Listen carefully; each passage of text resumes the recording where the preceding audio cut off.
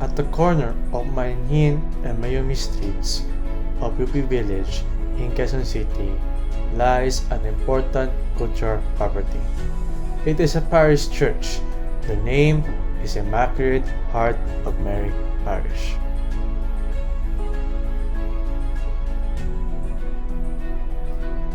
The Immaculate Heart of Mary Parish is just 3 kilometers away from the Operation Statue of UP Diliman and 1.5 kilometers from the Quezon City Memorial Circle.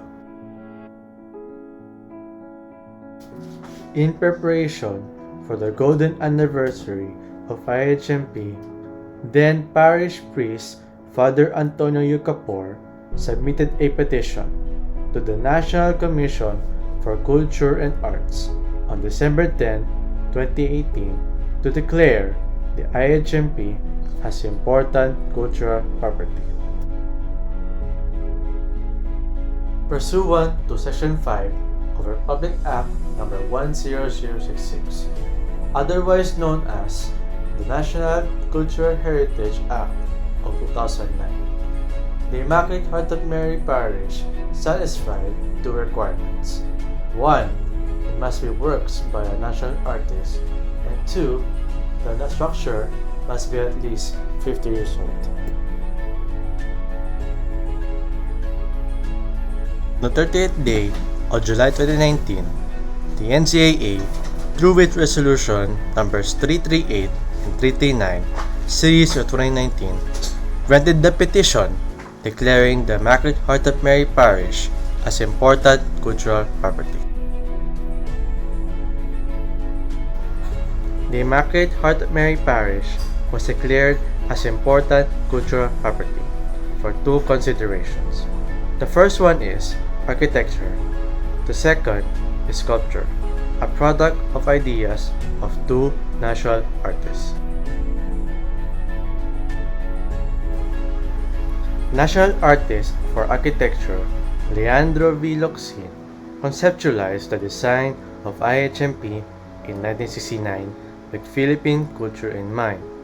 Locsin, who was the same person who designed the Church of Holy Sacrifice in UP Diliman, the Cultural Center of the Philippines, and the Philippine International Convention Center.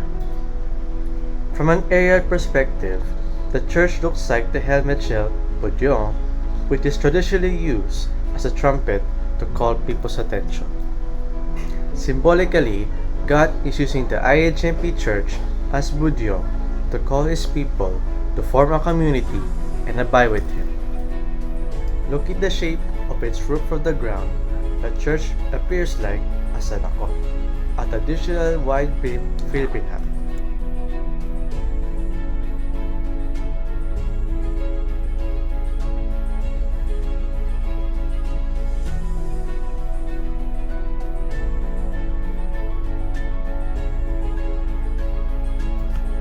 Inside the parish church, Locsin reinterpreted the Philippine traditional architecture through his own concept of cross ventilation and openness. Its upward sloping high ceiling provides the feeling of lightness as one approaches the outer area at the center from the narrow dark end side.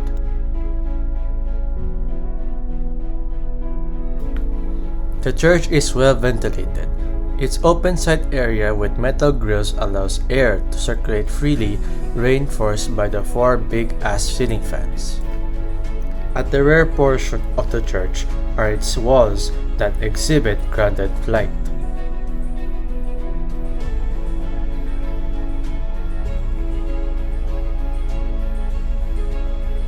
The main worship area is elevated around 4 meters above the ground, providing floating effect. It can accommodate around 1,000 people.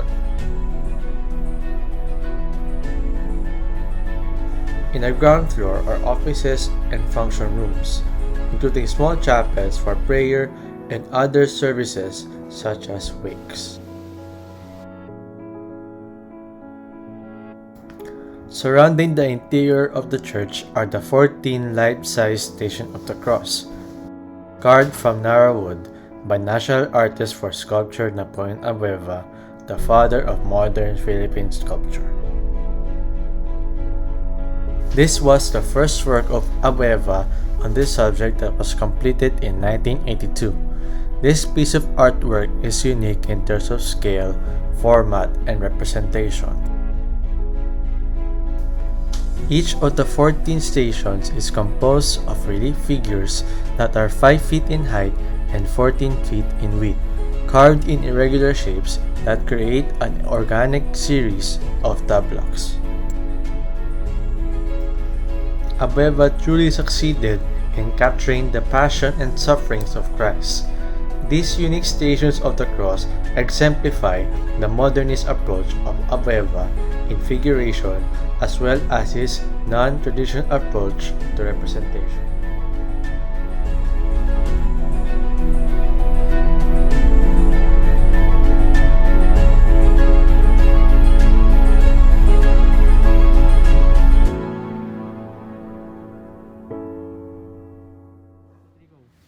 Hi, my name is Miguel Ferdinand. I am a first year AA student of UP Open University.